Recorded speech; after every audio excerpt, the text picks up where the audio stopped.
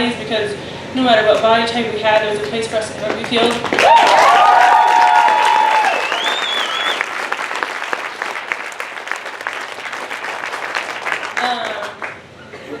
I said, I think I just cut and pasted something.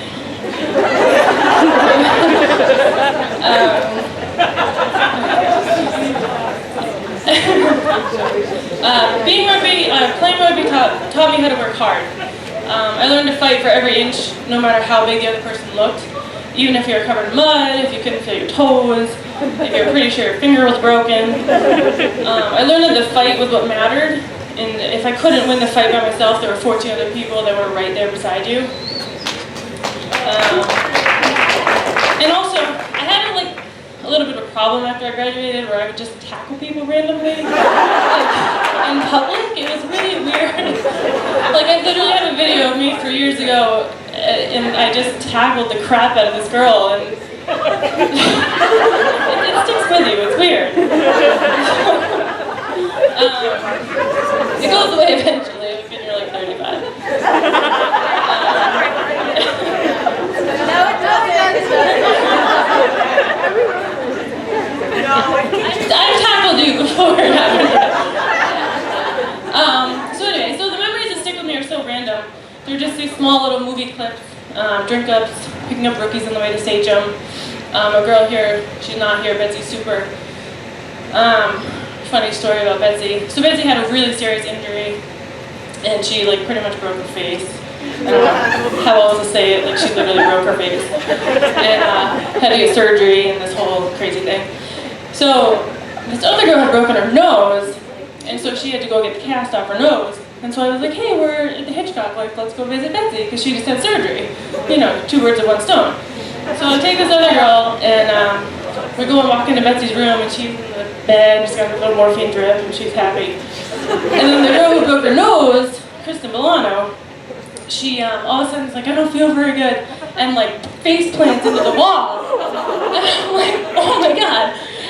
Holy crap, you just fainted. And then Betsy's in her bed, she's like, I got it, don't worry, and clicks the nurse. So this nurse comes in, and we had to give Milano some sugar, and then, Betsy's like, it's cool, and I'm just like, let's get the hell out of here.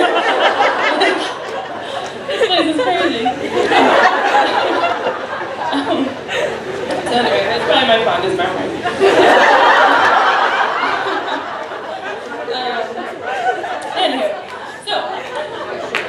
Back to Deb.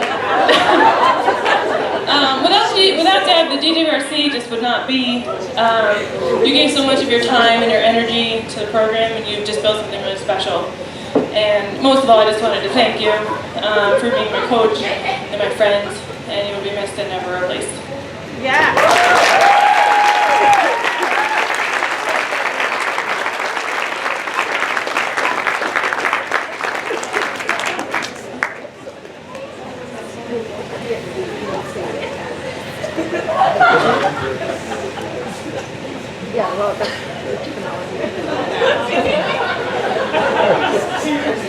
Okay, so this next era really began, I think, when the clubhouse opened in 2005. We all got to enjoy the clubhouse tonight. It's an amazing resource, right? So it opened in 2005, but that was after an incredible 14 years of raising money, which was complicated by delays caused by lawsuits, and then a possible land swap deal between Dartmouth and Hanover. It was really a long process, and we have members of the building committee here. Deb and Wayne Young, who I didn't indicate earlier, but he's sitting over there.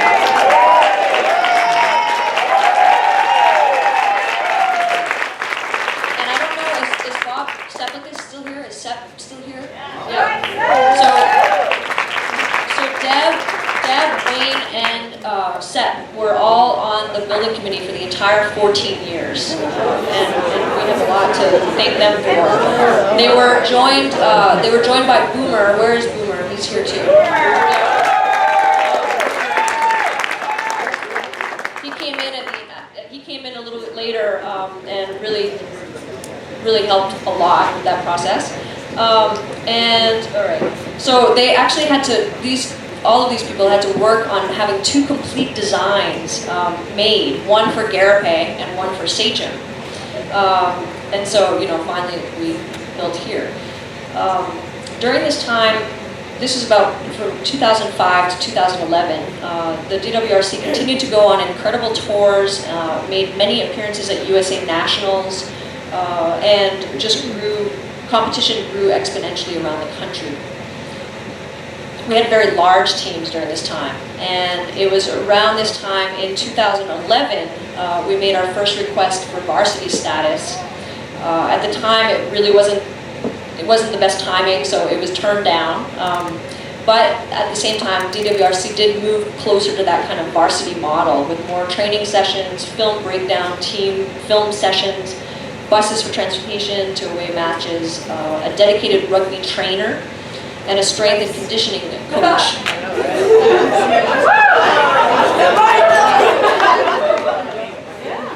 Sophomores were starting to train together in the summers, and people were working really hard in off-season fitness programs.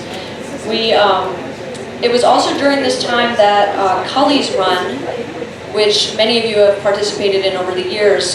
Cully's Run was started in memory of Katie Cullinan, class of 2008. This was established in spring of 2009. And so far, in the 7 years since then, the DWRC has actually raised over $45,000.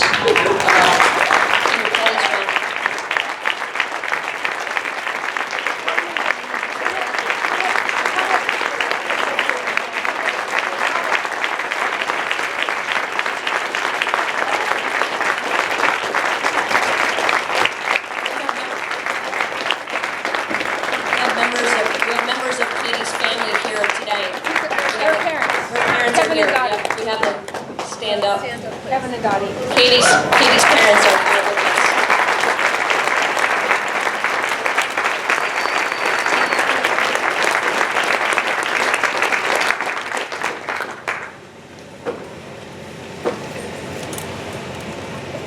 So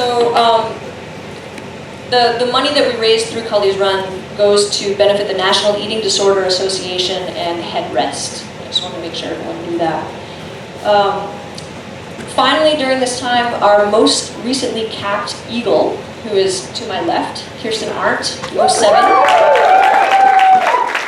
She actually crossed over from soccer during this period and excelled for the DWRC at number 10. She earned collegiate All-American status in her junior and senior years. We're going to have invite Mel Pastic, who's a class of 2011.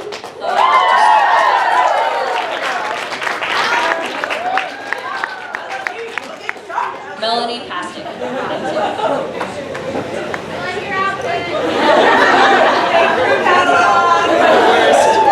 The table back here is the worst.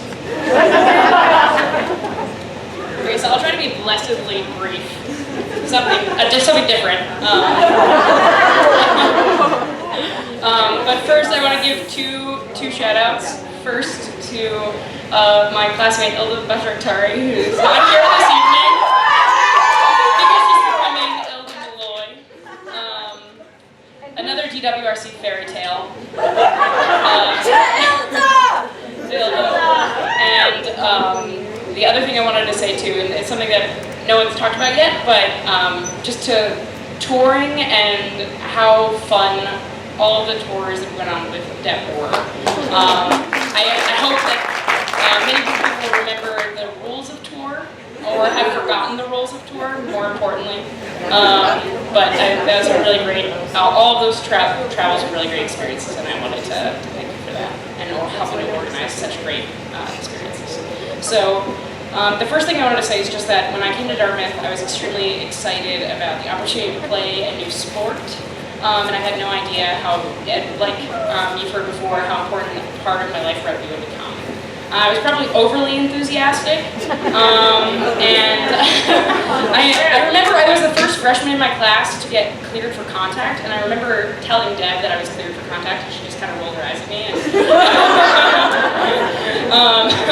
In my first game, after having played rugby for probably just a few weeks, I broke my collarbone, and I needed to get surgery to put the bone in place.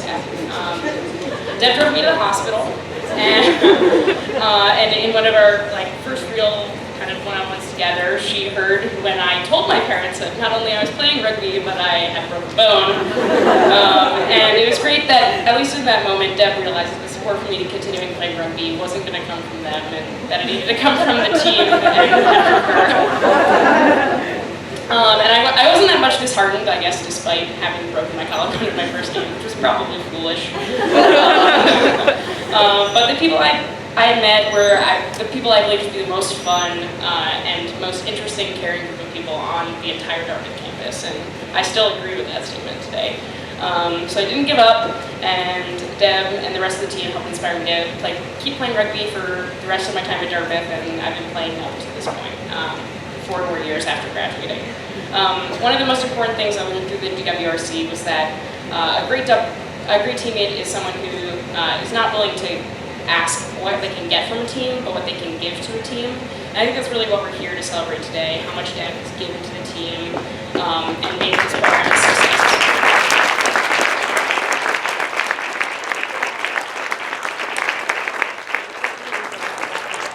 And in terms of reinforcing this idea of giving as a teammate with us, she really let us know that we were playing with and for each other. And I remember her distinctly telling us that these are the friends you'll have for the rest of your life. And for those of you who played with me, you know there were times we fought. And looking back on it now, it's because we were so stubborn and young and passionate. But here we are today, and playing rugby with someone is so sticky, and you just can't get rid of these people forever, even if you want to. And now we're all staying together completely over capacity in an Airbnb in Vermont. Because we bear the idea of separating and getting into smaller groups.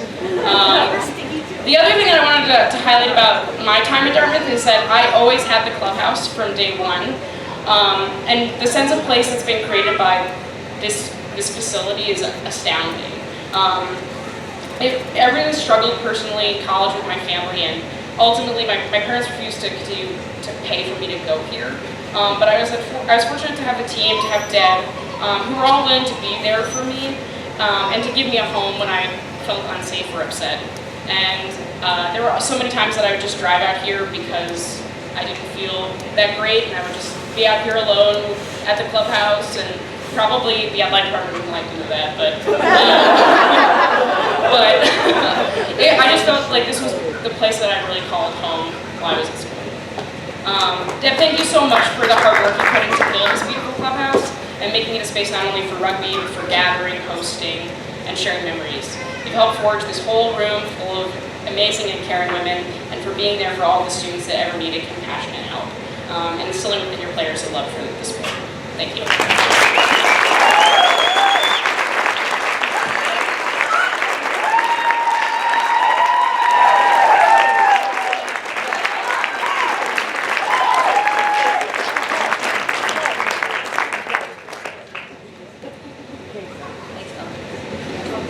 All right, 2011 to 2015, current era, things are getting spicy. Here we go. We're getting close to you guys. That's been the quiet area of the tent all day. You guys will laugh soon.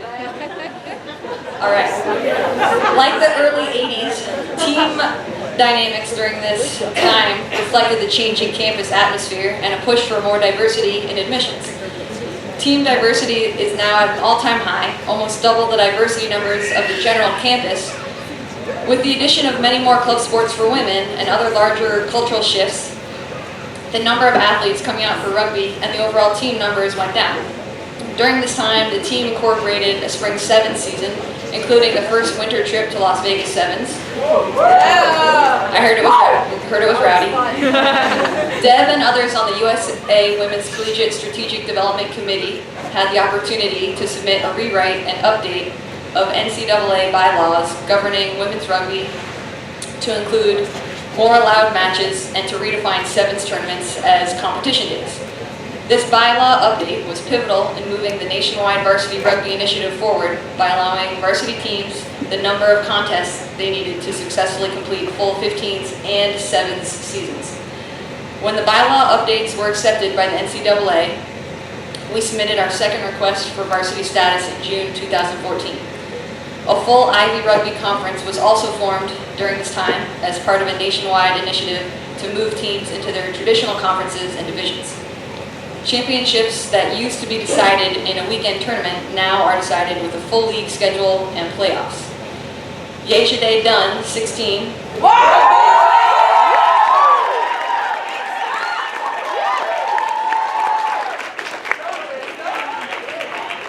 For those of you that don't know, she was the powerhouse number 8 today.